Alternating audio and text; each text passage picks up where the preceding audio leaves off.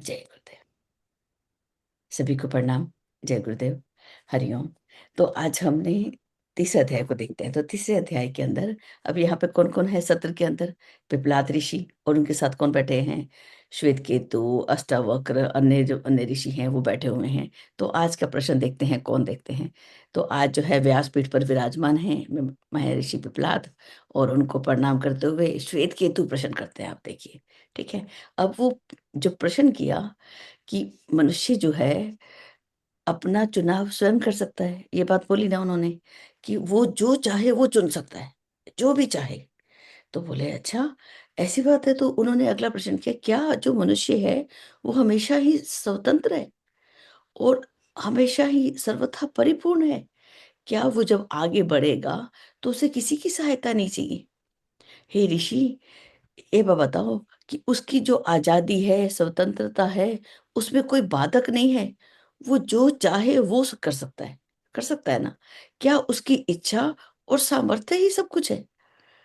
आपने मनुष्य की गरिमा बताई और ये भी बताया कि ईश्वर के अनुग्रह और व्यक्ति के सौभाग्य की आपने चर्चा की। ये सब कुछ यथार्थ है, लेकिन फिर भी व्यवहारिक रूप में हमें देखें तो कुछ कठिनाइयां दिख रही हैं।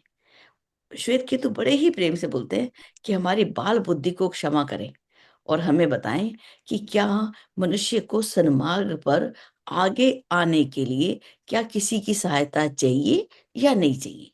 क्या वो पूरा स्वतंत्र है? अब हमें इसके लिए बताइए। अब देखिए देखिए ऋषि यहाँ पर क्या बोलते हैं, देखिए। ये बोला इन्होंने, बड़े प्रसन्न हुए, उनकी सूक्ष्म बुद्धि को सराहा और कहा कि ये बड़ी अच्छा प्रश्न आपने पूछा। और देखिए इस प्रश्न, इसके उत्तर को देखिए। कहते हैं जो जीव है वो ईश्वर का अंश है और उसके साथ जुड़ा हुआ है। हम जो है ईश्वर के साथ कनेक्शन है हमारा, आत्मा और परमात्मा का। जब वो श्रेष्ठता के मार्ग पर आगे बढ़ने के लिए जब शक्ति मांगते हैं हम ईश्वर से, तो ईश्वर उसको उदारता पूर्वक देता भी है। और ऐसी सहायता पाकर अनेक कृत्य हुए हैं, तेजस्वी बने हैं, सफलताएं मिली हैं। ठीक है, ये तो हमें दिखा, ये हमें सब बताया।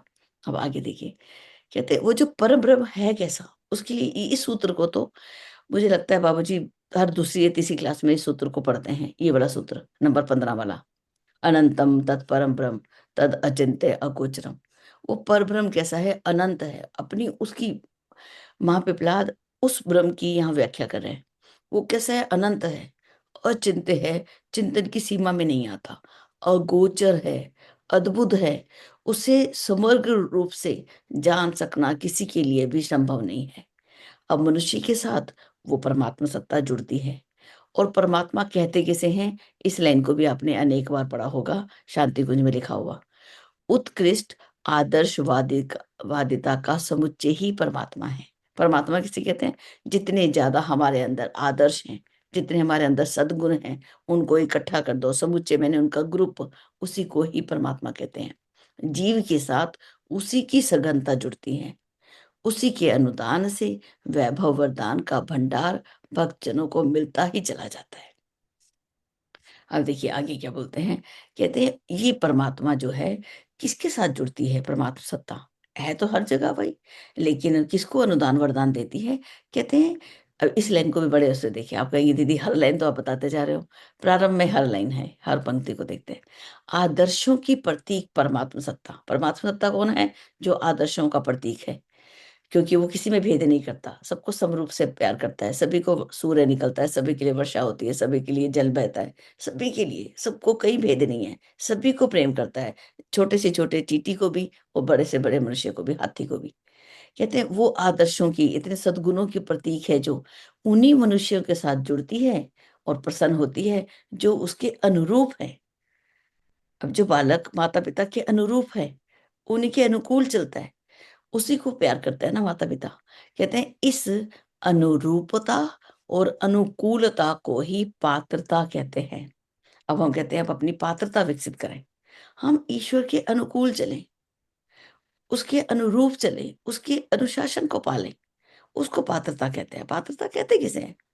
अब पात्रता, पात्रता विकसित करने के लिए ही आप्त जनों ने उपासना, साधना, आराधना का विधान बनाया है।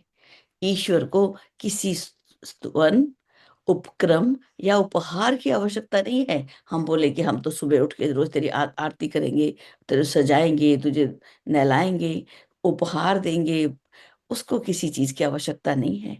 क्या किसकी आवश्यकता है? और क्या हम हमें किसकी चाहिए? हमें चाहिए, उसको क्या चाहिए? पात्रता विकसित करके ही मनुष्य परमात्मा से अनेकानेक दिव्य अनुदान प्राप्त करता है। अपनी जितनी हम पात्रता को विकसित करते जाएँगे, जितने हम उसके अनुकूल चलेंगे, जितने हम उसके अनुरूप चलेंगे, हम ईश्वर से दिव्य अनुदानों को पाते चले जाएँगे। अब कहते हैं, उससे होगा, अब हमें मालूम कैसे पड़ेगा कि ईश्वर मेरे पर प्रसन्न है?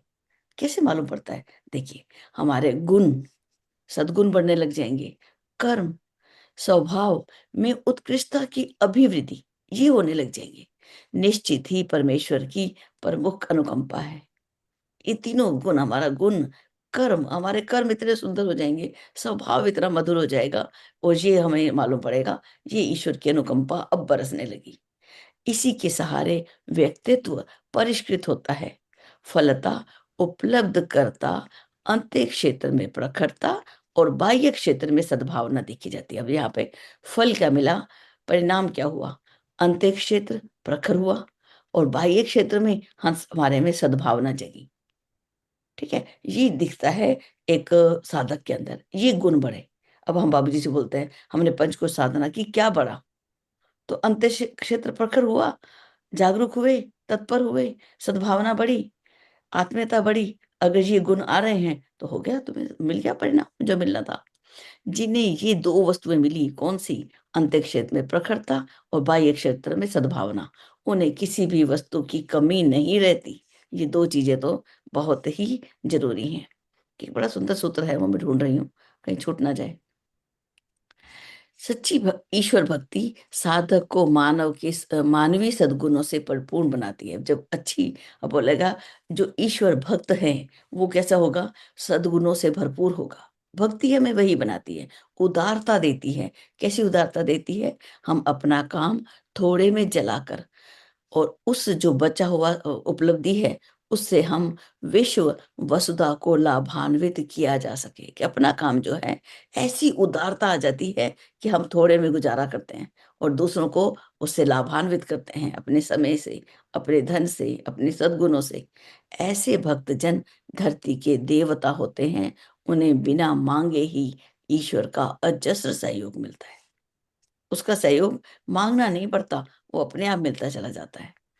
अब देखिए, आत्मविश्वास और ईश्वर का अनुग्रह जिस व्यक्ति को मिल गया, वो इतना संपन्न हो जाता है, इतना समर्थ हो जाता है, मानो उसे इंद्र कुबेर का सहयोग मिल गया। इसे कैसे पा सकते हैं? इसको पाने का भी एक ही उपाय है, अपनी प्रामाणिकता विकसित करना। हम प्रामाणिक बनें।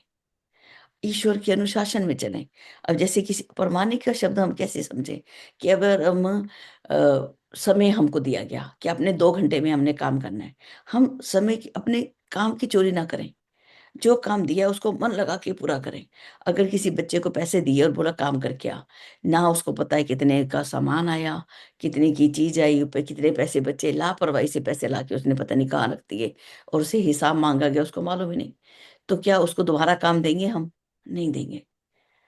प्रामाणिक व्यक्ति चाहिए, जो बिल्कुल, और एक ट्रांसपेरेंसी चाहिए, एक ऑनेस्टी चाहिए। ये सब कुछ जो है, वो विकसित करना पड़ता है। उसके लिए अपने आप पर काम करना पड़ता है। इसके लिए ईश्वर के साथ सघन आत्मीयता जोड़नी पड़ती है। उसका अनुशासन अपनाना पड़ता है।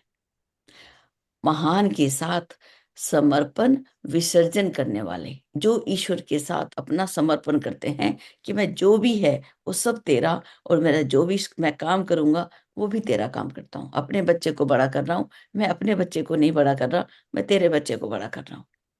मैं इतना प्रेम कि तेरा काम कर रहा हूँ, उसकी उसकी ड्यूटी, उसके प्रति समर्पण, उसी के लिए अपना विसर्जन। जब हम सूर्य को अर्घ देते हैं, तो क्या हम जल देते हैं क्या? नहीं, हम अपना अपना विसर्जन करते हैं। जब सूर्य को अपना विसर्जन करें, अपने अपने आप का लय करें, तब उसके साथ जल देने का अर्थ है। अदरवाइज़ तो पानी, उसको पानी की कमी है, वो तो वृष्टि देने वाला है। उसके साथ तद्रूप होते चले जाते हैं। तद्रूप माने वही हो जाते हैं।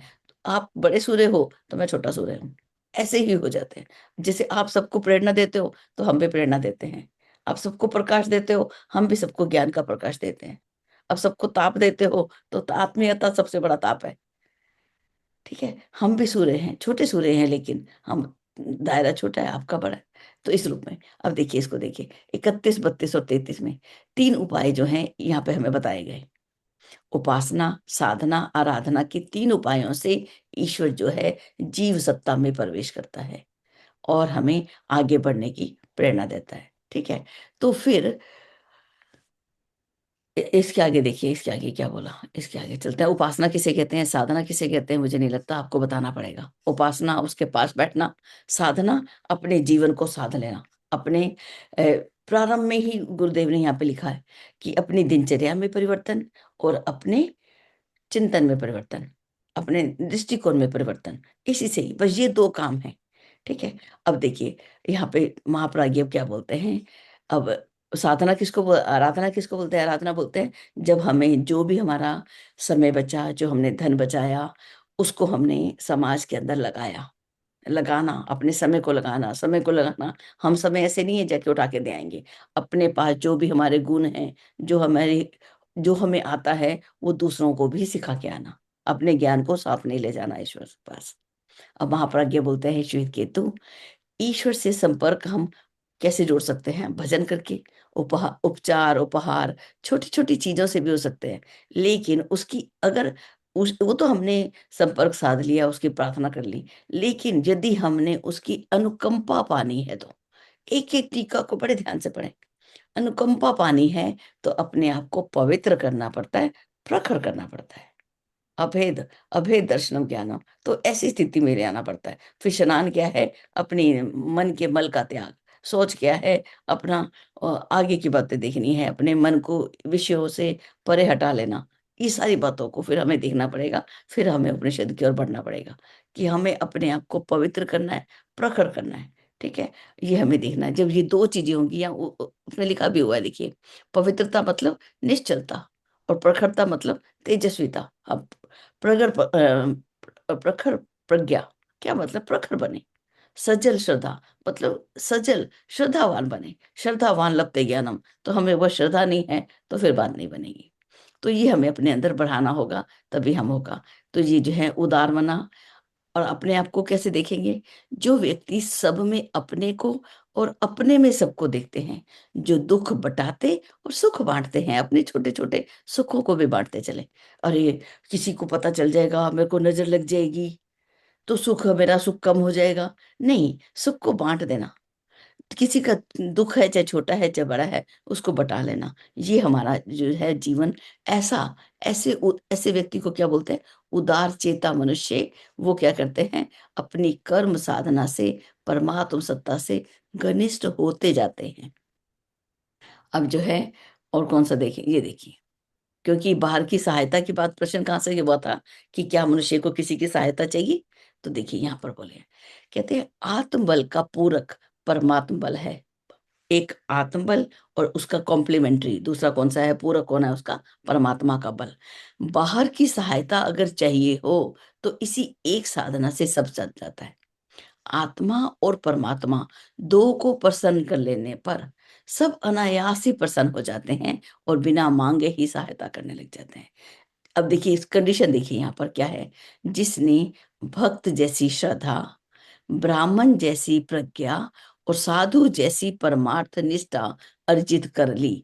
3 चीज़ें बताई थी। वरिष्ठ कौन होता है? जिसके अंदर श्रद्धा, प्रज्ञा और निष्ठा हो। लेकिन यहाँ पर और बता दिया, श्रद्धा कैसी हो? जैसी भक्त की श्रद्धा होती है, साधु की श्रद्धा होती है, ऐसी भक्त की श्रद्धा कैसी है? कि अपार श्रद्धा है। ईश्वर ने अपने गुरु ने बोल दिया कि रात्रि के 12 बजे, कि दोपहर के 12 बजे है, जा बेटा ये काम करके आ। गुरु गोबिंद सिंह इसका छत्रपति शिवाजी की एक लाइन याद आ गई। उनके गुरु ने उनको बोला, मुझे सिंगनी का दूध चाहिए। तो फिर तो श्रद्धा ऐसी थी, मेरे गुरु ने माँगा है, तो मैं तो लेके ही आऊँगा। एक जगह राधा और कृष्ण की बात भी याद आती है। भगवान कृष्ण ने अपनी गोपियों और राधा से बोल दिया, मेरे सिर में दर्द हो रहा है, तुम अपने पैरों की धूल मेरे को दे दो। तो अब जो है, सभी गोपियाँ संकुचाने लगी, हम अपने पैरों की धूल आपको भगवान कैसे दे दें? राधा जी गई अपने पैरों से जल्दी जल्दी से मिट्टी उतारने लगी और लाके भगवान शिव पे लेप, भगवान कृष्ण पे लेप करने लगी। मेरे भगवान का सिर में दर्द हो रहा है। श्रद्धा, श्रद्धा में ऐसी श्रद्धा में, लेकिन अंधश्रद्धा में नहीं जाए आप यहाँ पर। श्रद्धा करें लेकिन अंध नहीं, विवेकवान। गुरु किसको करें? गुरु जान कर करें। किसी भी ऐसे व्यक्ति को हम महान या गुरु ना बना लें। भक्त जैसी श्रद्धा, जिसको हमने श्रद्धा, जिसके प्रति हमने गुरु मान लिया, जिसको अध्यापक समझ लिया, उसके प्रति हमारी श्रद्धा। और ब्राह्मण जैसी प्रज्ञा, प्रज्ञा कौन होता है? सद्ज्ञान को प्रज्ञा बोलते हैं। और प्रज्ञा का अर्थ यही है। और निष्ठा किसको बोलते हैं? कि अब जो हमने समाज से लिया है, माता पिता से लिया है, इस अपने देश से लिया है, उसको दे के जाना है, लेकर नहीं चले जाना। देना, देने को निष्ठा बोला जाता है। काम करने के लिए तैयार हैं हम? नहीं नहीं, हम काम तो नहीं करेंगे भाई साहब। तो काम नहीं करेंगे तो निष्ठा नहीं हो सकती। तो समझना चाहिए, तो ये जिसने ये अर्जित कर लिया, तो समझना चाहिए कि उसे सामर्थ्य और संपन्नता का स्रोत हस्तगत हो गया। मतलब उसे सामर्थ्य भी मिल गया और संपन्नता भी मिल गया। उसे कुछ भी दुर्लभ नहीं, ऐसा समझना चाहिए। ठीक है, अब देखिए, प्राणियों को तो देने की, कुछ छूटा तो नहीं? हाँ, छोटों को बड़ों की सहायता अपेक्षित होती है। छोटा बड़े की क्या सहायता करेगा? आत्मा से वरिष्ठ कौन? परमात्मा। उसी के साथ एक होने, उसी को संतुष्ट करने, उसी की अनुकंपा अर्जित की बात सोचनी चाहिए। हम कैसे ईश्वर से एक होते चले जाएं, कैसे उसके अनुशासन में रहेंगे। अब कौन सा बच्चा अपने अध्यापक को संतुष्ट करता है? जो समय पर स्कूल पे आता है, साफ कपड़े पहनता है, जो होमवर्क दिया पूरा करके लाता है, जो लेसन दिया उसको याद करके आता है, वही तो अध्यापक को संतुष्ट करता है। संतुष्ट करने के लिए अध्यापक के पैर तो नहीं दबाने पड़ते। तो वो जो अध्यापक को संतुष्ट कर लेता है, वो अनुकंपा कि मुझे आज मेरी टीचर मेरे से प्रसन्न कैसे होएगी, ऐसी बातों को सोचना चाहिए। अब प्राणियों को कैसी, क्या स्वभाव होना चाहिए? देने की, सेवा साधना करते हुए उनसे वरिष्ठ ही बनना चाहिए। हम दूसरों को दें और हम अपने आप को वरिष्ठ पाना करना। अब कहते हैं ईश्वर से पाना, प्राणियों को बांटना, इसी में सच्ची समर्पणता, समर्थता और जीवन की सार्थकता है। 3 चीजें बताई। ईश्वर से 2 हाथ से लिया, 1000 हाथ से बांटना। हमारे घर में एक परंपरा होती है, जब हम बच्चों का विवाह करते हैं, उस समय साधु जो हमारे महाराज होते हैं, वो क्या करते हैं, हम लोग बहुत सारा पैसे इकट्ठे करके, सिक्के जैसे बहुत सारे पैसे या बहुत सारा अन्न वो रखते हैं, और बच्चों को बोलते हैं कि ऐसे 2 हाथ फैला के भरो और ऐसे दो। जब वो उस समय दान करवाया जाता है, तो साथ में ये शब्द बोला जाता है कि बेटा ईश्वर से 2 हाथ से लेना और 1000 हाथ से बांटना, ये हमारी परंपरा है। तू गृहस्थ आश्रम में प्रवेश कर रहा है, इस परंपरा को ना भूल जाना। ये छोटे छोटे जो कर्म कांड हैं, जिनके साथ ये अर्थ जुड़े होते हैं, उनको हमें साथ में जरूर याद करना। तो ईश्वर से हमें, जी, लक्ष्य बाद में बात करते हैं। ठीक है, आगे चलते हैं। सच्चा ईश्वर भक्त कौन होता है? तो इसके लिए ईश प्रारंभ का जो उपनिषद, मुझे ऐसा लगता है कि इसकी एक लाइन में नहीं छोड़ी जाती। ठीक है, अब जो सच्चा ईश्वर भक्त कैसा होता है? वो ना अनिष्ट की बात सोचते हैं, ना विरोधी से भयभीत होता है, ना एकाकी होने की बात सोचकर हताश होता है। ऐसा होता है सच्चा भक्त। ईश्वर भक्त सच्चे अर्थों में बलिष्ठ होते हैं। भक्त न तो याचना करता है, ना कामना। हे ईश्वर, मुझे वो दे दे, मुझे वो दे दे, वो दे दे। ये निकी निकी छोटी छोटी सी कामनाएं लेके नहीं बैठा रहता। आज तो काम वाली बाई नहीं आई, भगवान तू ही आ जा सफाई करने के लिए। ये कामनाएं नहीं होती उसके पास। हर समय भगवान, अब मैं क्या करूं, हे भगवान मैं क्या करूं? नहीं, स्वयं उठना है और काम करना है। तो जो वो कभी याचना नहीं करता, ना कामना। वो अपनी क्षुद्रता को, अपनी कमियों को महानता के साथ जोड़ता है और तत्सम बन जाता है। और वैसा कहते हैं, ऐसी जो मनोकामनाएं हैं वो प्रपंचक करते हैं, भक्त जन नहीं करते। ऐसी ऐसी जो कामनाएं, जो हमने स्तुति कर लिया, उपचार पूजन कर लिया, हे भगवान अब ये दे देना, नहीं, ऐसी भक्त भक्त नहीं करता वो, प्रपंचक करता है ऐसी कामनाएं। ठीक है, इस पर भी हम ध्यान रखें। ये सूत्र को हम अंडरलाइन करेंगे, सभी बहुत अच्छे हैं, लेकिन इसको तो नोट करेंगे ही, 54 वाले को याद भी करेंगे। कहते हैं भगवान महाप्राज्ञ, हे श्वेत केतु, भौतिक जगत में ईश्वर का बल, शस्त्र का बल, संगठन का बल, बुद्धि का बल, धन बल, कला कौशल जैसी अनेकों सामर्थ्य हैं, किंतु आत्मिक जगत में एक ही बल है, वो है आत्म बल, आत्मा का बल। एक तरफ 8 बल बता दिए और एक तरफ एक बल। उसका उपार्जन, किसका उपार्जन करना है अब हमने? ये सब तो हमको संसार में दिख रहे हैं। हमारे पास शरीर का बल भी हो, हमें शरीर कमजोर होने को कौन बोल रहा है? नहीं। शस्त्र का बल, हमें चलाना आता हो, तीर का सिखाया जाता है। अभी हमारे सिख समुदाय में देखते हैं बच्चों को तलवार से चलानी सिखाई जाती है। एक बच्चे को सेना में बच्चा जाता है तो उसको बंदूक चलानी सिखाई जाएगी। शस्त्र का बल होना चाहिए, हमें आना चाहिए। ब्राह्मण के एक हाथ में शस्त्र और एक हाथ में शास्त्र रहता है, तो वो भाला जो है दिखाने के लिए थोड़े भी है, एक हाथ में माला और एक हाथ में भाला, तो भाला चलाना भी तो आए। वो शस्त्र बल होना चाहिए। संगठन, हम मिलजुल कर रहे, बुद्धि हो हमारे पास, धन हो हमारे पास, धन कमाने को कभी मना नहीं किया, नीति युक्त धन कमाए। कला हो हमारे पास, कौशल हो। जो व्यक्ति कला विहीन है वो तो पशु के समान है। जैसी अनेकों सामर्थ्य हैं, लेकिन आत्मा का बल सबसे बड़ा, वो आत्मा का आत्मिक जगत में एक बल। उसका उपार्जन ईश्वर भक्ति के क्षेत्र में कैसे होता है? इसको अंडरलाइन करेंगे। सच्चिंतन और सत्कर्म का बीजारोपण करते ही संभव है। हमारा चिंतन कैसा हो, हमारा कर्म कैसा हो, इसी से होगा, और कोई उपाय नहीं है। आत्मबल, आत्मबल से बढ़कर मनुष्य जीवन में और कोई बड़ी विभूति है ही नहीं। जो इसका धनी है वो समर्थ्यवान पाया जाता है, संपत्तिवान भी। इस उपार्जन को विलासिता में खर्च ना कर देना।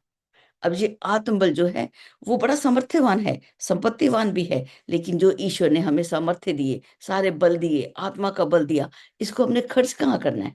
इसको विलासता में खर्च नहीं करना, इसको बड़ी सावधानी से संभाल कर महान उद्देश्यों में नियोजित करना महामानवों की विशेषता है। यही विशेषता है। क्या है विशेषण महामानवों का? वो अपनी इस धन को बड़ी बुद्धि से खर्च करते हैं, विलासिता में खर्च नहीं कर देते, जिससे जगत मंगलमय बन जाता है। देखिए ये देवता, ये 60 नंबर का श्लोक बाबूजी से कितनी बार देखा सुना होगा। जीवनम देवता नूनम प्रत्यक्षता, कि जो जीवन देता है वो किस रूप में हमें लाभ देता है। देखिए ये प्रत्यक्ष देवता है। कौन सा देवता है इस समय?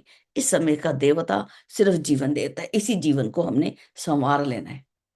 अब जो इसको, इसकी अभ्यर्थना करते हैं, मतलब जो इसको संभालते हैं, इसका पूजा पाठ करते हैं, इसका ध्यान रखते हैं, उसको परिणाम कैसे मिलते हैं? हाथों हाथ। जैसे हम उदाहरण दें कि आज से हम अपने भोजन का संयम करेंगे, तो इसका लाभ आज से ही मिलना शुरू हो जाएगा।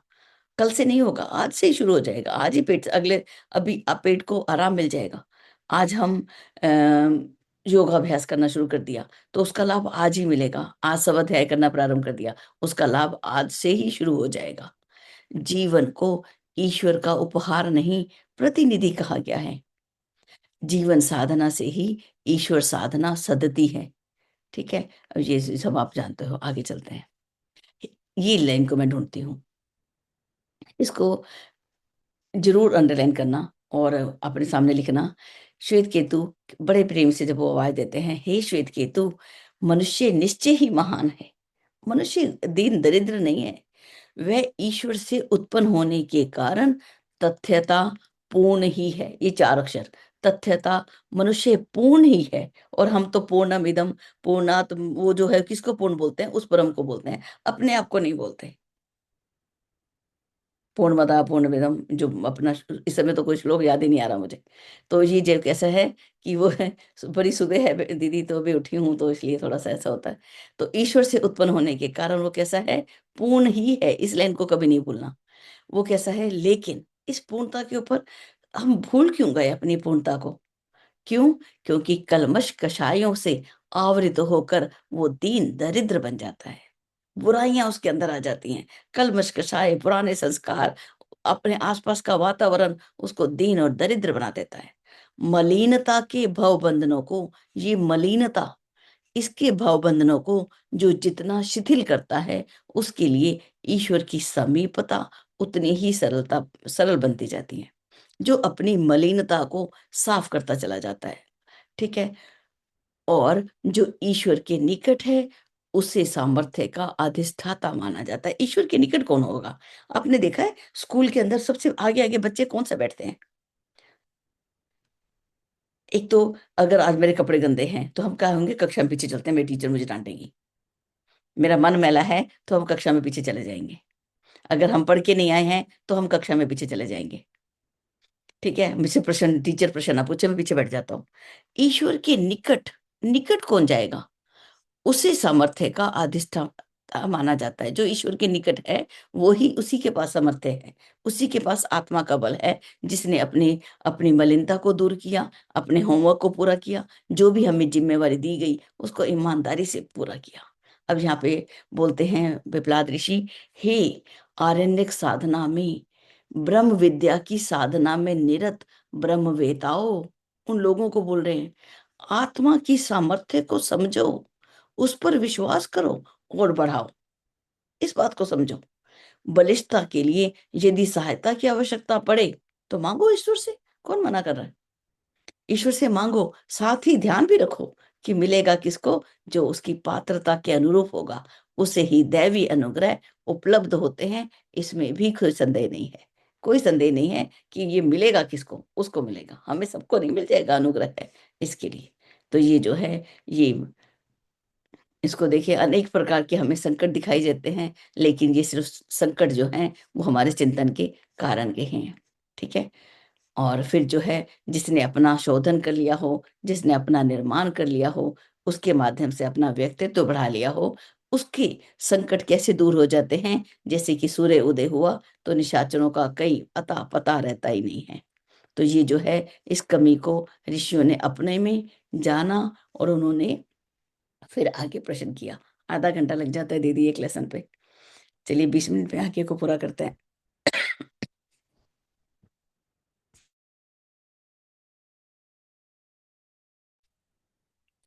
आगे देखें। अगला जो लेसन है उसका नाम है संयमशीलता, कर्तव्य परायणता प्रकरण। अब अगले दिन जो है, श्रृंगी ऋषि जो थे वो आगे आगे बैठे। आज मैंने प्रश्न पूछना है, कि पूछते हैं, इसको थोड़ा सरल करके चलते हैं। कहते हैं कि भगवान आपने बोल दिया कि जीवन का जो, ये जो देवता है, ये मनुष्य का जीवन, ये ही देवता है। अन्य देवताओं की कृपा तो परलोक में मिलती है, लेकिन इस जीवन को यदि हमने सुघड़ बना लिया, सुसंस्कृत बना लिया, तो इसकी उपासना के लाभ तो इस जीवन में भी मिलते हैं और परलोक में भी मिलते हैं। इसमें जरा संदेह भी नहीं है। और अतः जीवन को सुसंस्कृत बनाना है। ठीक है।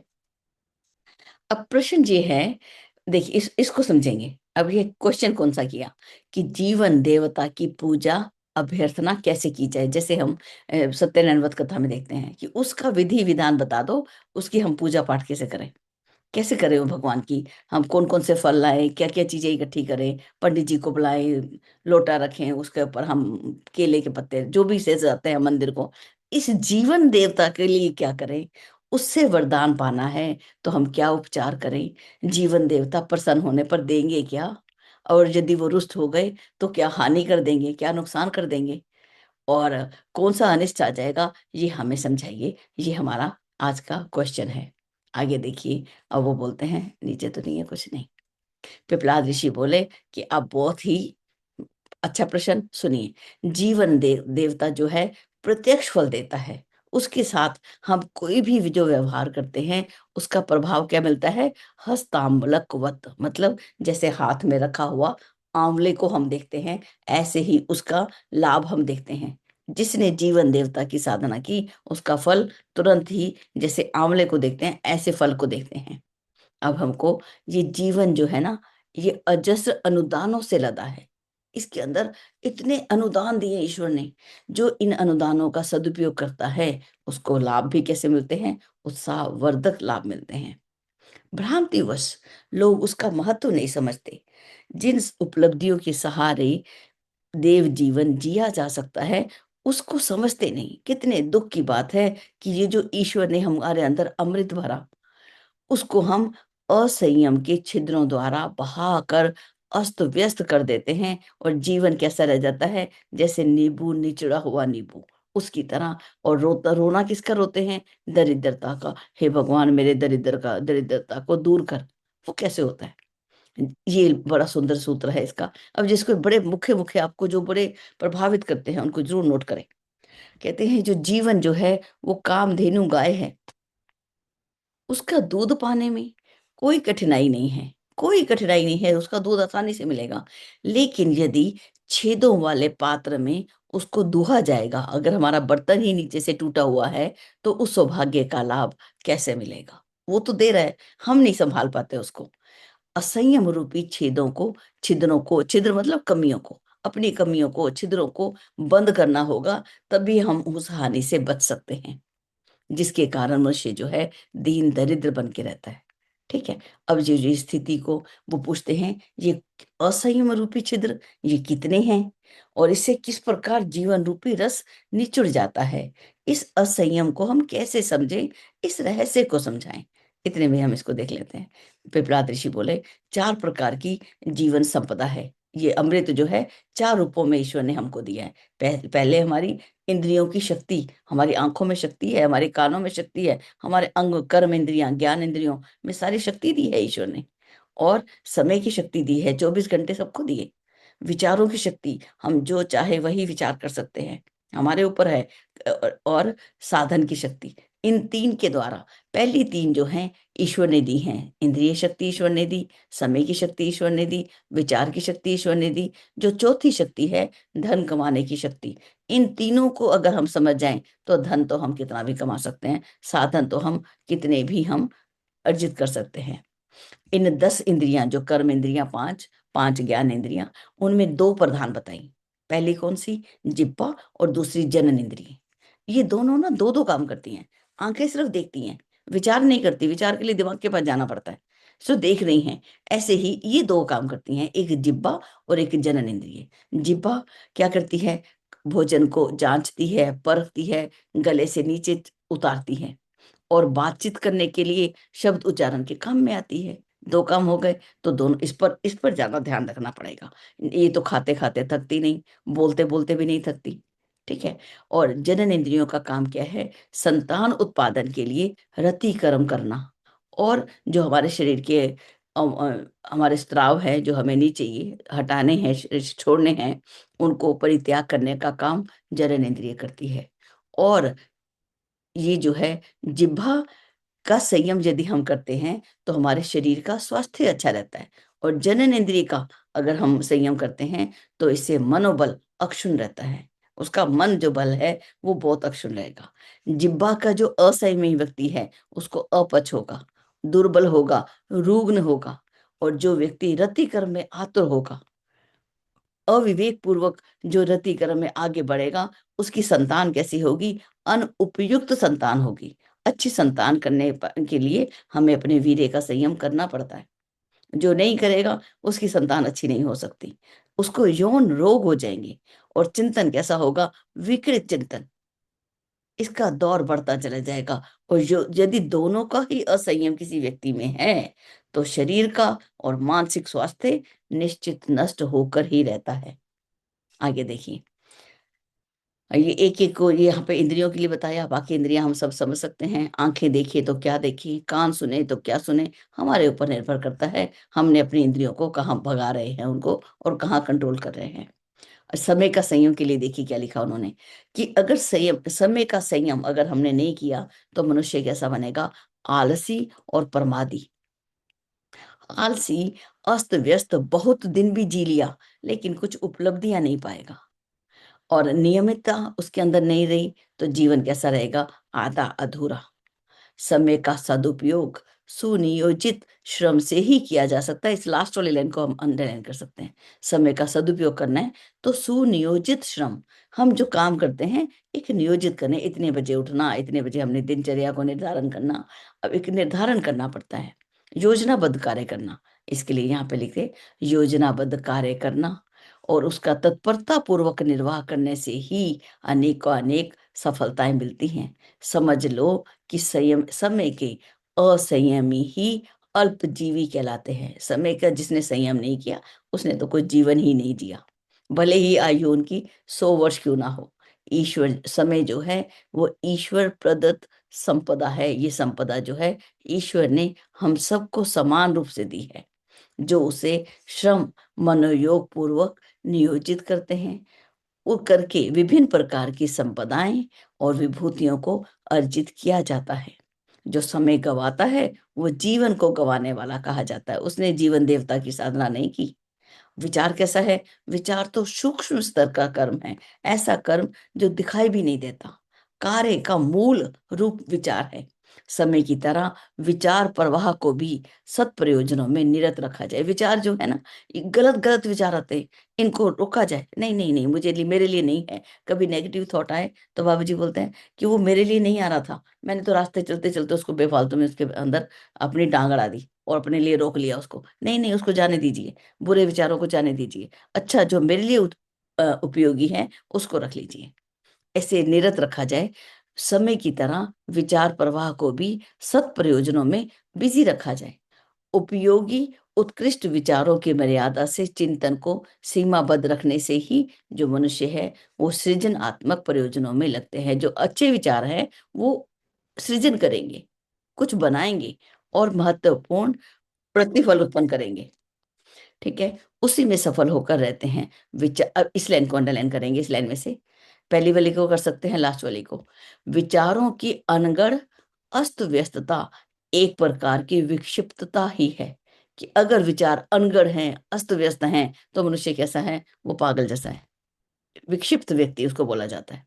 ठीक है, अब गुरुदेव ने यहाँ बड़ी कठिन शब्दों में लिखा है, विचारों को आवारा कुत्तों की तरह अचिंत्य चिंतन में भटकने न दिया जाए। बंद करो इनको। उन्हें हर समय उपयोगी दिशा धारा के साथ नियोजित करके रखा जाए। अनैतिक विचारों से जूझने के लिए, जो अनगढ़ हैं, अनैतिक हैं, इनसे जूझना पड़ता है। कैसे? सद्विचारों की एक सेना बना के रखी जाए और अचिंत्य चिंतन उठते ही उससे हम जूझ पड़े और युद्ध हो जाए वहां पर, बुरे विचारों के ऊपर सद्विचारों की सेना, और उन्हें निरस्त करके भगा दे, दौड़ा दे यहाँ से उनको। देखिए, अब इसके चलिए, अब जो है धन, धन की बात है। हमने इन सबको मन, अपने समय को भी लगाया, अपने विचारों को भी संभाला, अपनी इंद्रियों को भी कंट्रोल में किया, तो उसका फल क्या मिला? परिश्रम की, मनोयोग किया, धन मिला। अब नीति पूर्वक कमाया, और धन ऐसे कमाए नीति पूर्वक, और निर्वाह कैसे करे? जैसे एक औसत देशवासी के स्तर का निर्वाह अपनाते हुए बचत की योग्यता को बढ़ाना, सदाशयता को अपनाना, असमर्थों की सहायता करने में लगाना चाहिए। ऐसे हमें धन जो है औसत देशवासी का कैसे होता है, कि जैसे एक सामान्य व्यक्ति जीवन जीते हैं, ऐसे ही मुझे भी ऐसा जीवन जीना है। मुझे भी बड़ा ठाठ और बड़ा सारा दिन ऐसी चल रहा है। भाई बहुत ज्यादा गर्मी लगी, 10 मिनट खोल लो भाई, तुम अपने आप को बचा लो, दूसरों का भी ध्यान रखो, गर्मी बढ़ा रहे हैं। जहां पर भी अपनी, जो हमें साधन दिए हुए, उनका हम अनावश्यक रूप से उपयोग ना करें, संयमी बने। ठीक है, धन को जो हमें दिया उसको विलासिता में खर्च ना कर दें। तो अगर हम खर्च करेंगे तो क्या होगा? दुष्प्रवृत्तियां पनपती हैं। जो अपव्यय करते हैं वो दुष्प्रवृत्तियों को खरीदते हैं। इतना सामान इकट्ठा कर लेते हैं कि संभाला भी नहीं जाता। कमाने में उपेक्षा ना की जाए। गुरुदेव कहते हैं कमाने की मना कभी किसी को नहीं की, लेकिन न अनीति बढ़ता जाए, अनीति भी ना बढ़ती जाए, और खर्च करने में सादगी, सज्जनता और सत्परिणामों की जांच पड़ताल रखी जाए। अन्यथा संपन्नता जो है दरिद्रता से भी अधिक घातक सिद्ध हो सकती है। इससे समाज में दूषित परंपराएं पनपती हैं। श्रृंगी ऋषि ने पूछा कि भगवान, और यहाँ प्रश्न देखिए कितना सुंदर है। आपने बोला कि जीवन देवता की आराधना करें और 4 प्रकार के संयम करें, तो क्या ब्रह्म मिल जाएगा हमको? तो क्या आनंद मिल जाएगा हमको? तो वो बोले कि नहीं, ये तो केवल हमने जो फजूल खर्ची है इसको रोका है। महत्वपूर्ण बात तो ये है कि हम इसका सदुपयोग और सुनियोजन कैसे करते हैं। तो ये बात जो है महत्वपूर्ण हमको देखें। तो इसके लिए उन्होंने बताया है यहाँ पर कि अब जो बचाया उसको हमने लगाया कहाँ? समय बचाया कहाँ लगाया? अब बोलते हैं जीवन और कार्य एक दूसरे के पूरक हैं। यहाँ पे ये कॉम्प्लीमेंट्री आपस में, ये एक दूसरे के साथ जुड़े हुए हैं। जीवन और कार्य, जब तक हम जीते हैं, जब तक हम काम करते हैं, और काम कब समाप्त होते हैं? जब हम शरीर छोड़ देते हैं। हमारे, कभी हम बहुत दुखी हो जाते थे तो माँ से बोलते थे कि भगवान माता, ये काम खत्म ही नहीं होते, रोज सुबह रोज खाना बनाओ, रोज कपड़े धोवो, रोज रोज यही काम होते हैं। तो माँ बोलती थी, पंजाबी में बोलती थी, कम होन गम ना हो, कि काम हो जीवन में दुख ना हो, काम हो, कामों से मत डरा करो, काम है तो जीवन धन्य है। तो का और लेकिन हम काम कैसे करें? उसके लिए यहाँ पे आचार्य जी लिखते हैं, कार्य के स्तर को देखकर ही जीवन की सफलता आंकी जाती है। कि कार्य किया कैसे? इस पर एक बहुत छोटी सी कहानी याद आती है मुझे, बहुत छोटी सी। जब द्रौपदी को 5 पांडवों ने जीत लिया, अब मालूम नहीं था कि ब्राह्मण आए और द्रौपदी को जीत के चले गए। ये है कौन? क्योंकि वो तो वहां वेश बदल के घूम रहे थे ब्राह्मण के वेश में। तो उन्होंने द्रौपदी के साथ वो चले गए। तो अब राजा जाता चाहते कि इनको पता कैसे चले ये कौन सा वर्ग है, कौन से लोग हैं, कौन सा समुदाय है। ब्राह्मण हैं, व्यापार करते हैं, कृषक हैं, कौन लोग हैं। तो उन्होंने एक दूत लगा दिया उनके पीछे। अब उस दूत को पीछे लग गया और साथ में उनको घर दिया। उसके अंदर सब अस्त व्यस्त सब सामान एक जगह पटक के रख दिया और बोले कल मालूम पड़ जाएगा, छोड़ दीजिए, छोड़ दिया। अगले दिन आए तो उन्होंने घर को कैसे सजाया था, जैसे एक राजा लोग सजाते हैं, राजाओं की तरह। व्यवस्था कैसी थी? उस व्यवस्था को देखकर, घर के उसके साज सज्जा को देखकर अगले ही दिन वो गुप्तचर जाके बोल गया, ये कुछ राजघराने के व्यक्ति हैं। हम अपनी सफलता को हम कैसे हम बताते हैं? एक ब्राह्मण के घर को हम देखेंगे तो वहां पर पुस्तकों का दिखेगा, लाइब्रेरी, पुस्तकालय दिखेगा, ये ब्राह्मण का घर है। ठीक है, तो ये जो श्रमशील व्यक्ति हैं, अब क्षत्रिय का घर है, वहां पर उसके भाले होंगे, तीर होंगे, कमान होंगे, वो देश की रक्षा के लिए खड़ा होगा। ठीक है, तो ये सारी सफलता जो है वो कैसे आंकी जाती है? कार्य कैसे काम किया उसने, उसकी स्तर क्या है, उसने किस लेवल पे काम किया। कहते इस लाइन को देखिए, मात्र श्रम पर्याप्त नहीं है कि हम बड़ी मेहनत करते हैं, वो तो गधे भी करते हैं, चोर भी करता है। लेकिन उच्च उद्देश्यों से जुड़े हुए कर्तव्य पालन का नाम ही कर्म योग है। कर्म योग किसे कहते हैं? इसको यहाँ पे लगा देते हैं अंडरलाइन। उच्च उद्देश्यों से जुड़ा हुआ जो हम कर्तव्य का करते हैं, पालन, कर्तव्य का जो पालन करते हैं, उसका नाम ही कर्म योग है, जिससे मानव विषमभर कहलाता है। अब जो है काम है वो हम किस रूप से करें? कि जो है कर्म को सद उद्देश्यों की पूर्ति के लिए योग साधना की तरह किया जाना चाहिए। जब हम असफल रहते हैं तो आत्म प्रताड़ना, अपने आप को हम ही प्रताड़ते हैं। हाय मैंने सफाई की होती, हाय मैंने ढंग से रही होती, मेरे को जो गुरुदेव ने काम दिया था मैंने किया होती। हमारी आत्मा ही हमको धिक्कारती है, जैसे रावण की आत्मा ही लास्ट में धिक्कारती है। गायत्री रामायण में वो शब्द आता है कि उसके अंत में उसकी आत्मा ने ही उसको प्रताड़ित किया। और लोक भर्त्सना, हम बुरे कर्तव्यों की, बुरी बातों की हम लोग भर्त्सना करते हैं कि गलत काम किया यहाँ पर। तो बस यही काम, यही दिखाया। अब यहाँ पर हमें कुछ कर्तव्य पालन के लिए जो सबसे महत्वपूर्ण श्लोक है, आप बोलेंगे दीदी कौन कौन से महत्वपूर्ण है? सारे ही हैं, ठीक है, लेकिन फिर भी कुछ बहुत ज्यादा हैं। कहते हैं अब यहाँ पर कर्तव्य पालन का भी बहुत महत्वपूर्ण सूत्र है। कहते हैं मनुष्य अनेक उत्तरदायित्वों से बना है, बड़ी सारी जिम्मेवारियां दी हैं। कौन कौन सी? पहला, शरीर स्वस्थ रहना चाहिए, मानसिक रूप से हम संतुलित रहें। अगर नहीं रहते, नित्य प्रति हम गीता का पाठ करें, नित्य प्रति गीता का पाठ करें और महोपनिषद का पाठ करें तो मानसिक संतुलन आ जाता है। परिवार के अंदर सुसंस्कारिता को बढ़ाएं, ये हमारी जिम्मेवारी है। समाज से जो लिया उस ऋण को चुकाएं।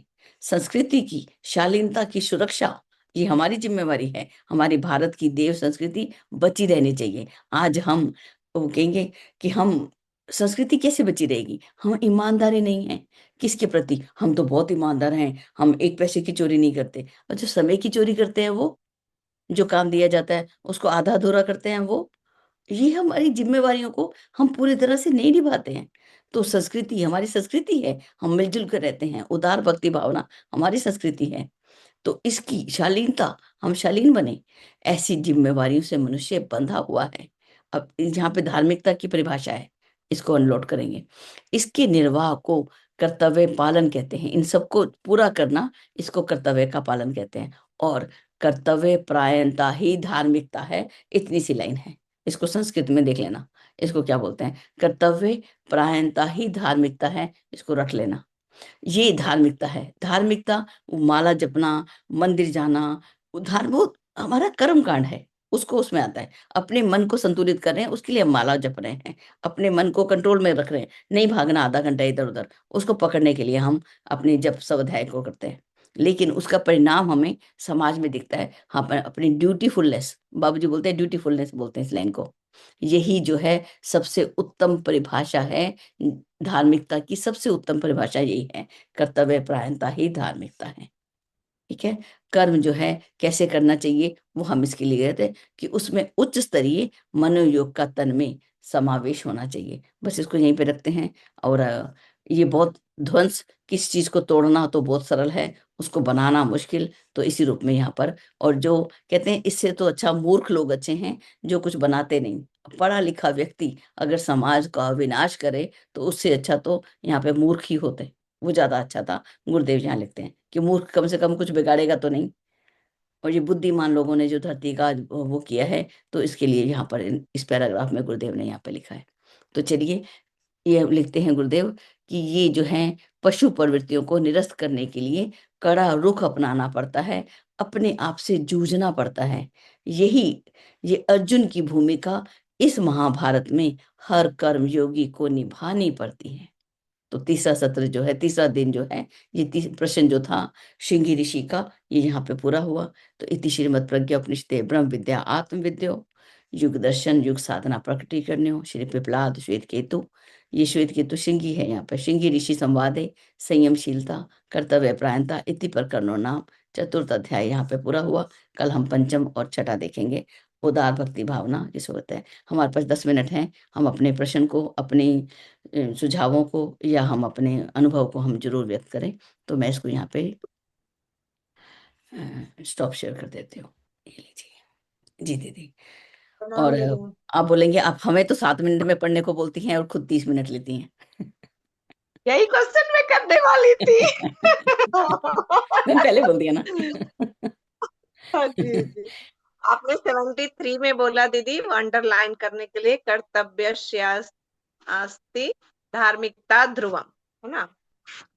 यही बोला ना आपने। जी दीदी। और एक बोला 70 का, जो अपने शारीरिक स्वास्थ्य, मानसिक स्वास्थ्य और परिवार की सुसंस्कारिता, समाज का निर्माण, उसका ध्यान रखने के लिए। तो तात मानव आबद्ध्यो दायित्व एवं बहुभिर यथा शारीरम स्वास्थ्यम एतत् तन मनः संतुलम तथा। और एक 19वां नंबर आपने बोला, किसको किसको 7 मिनट में लेना है वो बताइए। 19वां बोला, जीवनम कामधेनुर गौः पातुम दुग्धम तदयकम, है ना? कठिनम नो सरंध्रेषु पात्रेषु यदि दुह्यते। 19वां नंबर, है ना? जी दीदी। एक जीवन क्या है? कामधेनु गौ है, उसका दूध पाने में कोई कठिनाई नहीं होती है। और कौन सा अंडरलाइन करना है? अभी अब 7 मिनट तुम वाले देखना, में मैंने वो हटा दिया बता स्टॉप शेयर। जी। एक्चुअली क्या दो। है कि जब हम इसको स्टॉप कर दो रिकॉर्डिंग को दीदी। हाँ, 42 नंबर भी आपने, हाँ दीदी, रिकॉर्डिंग तो आपने स्टॉप किया है ना? नहीं अभी नहीं किया, अभी अभी तो करते मैं हैं।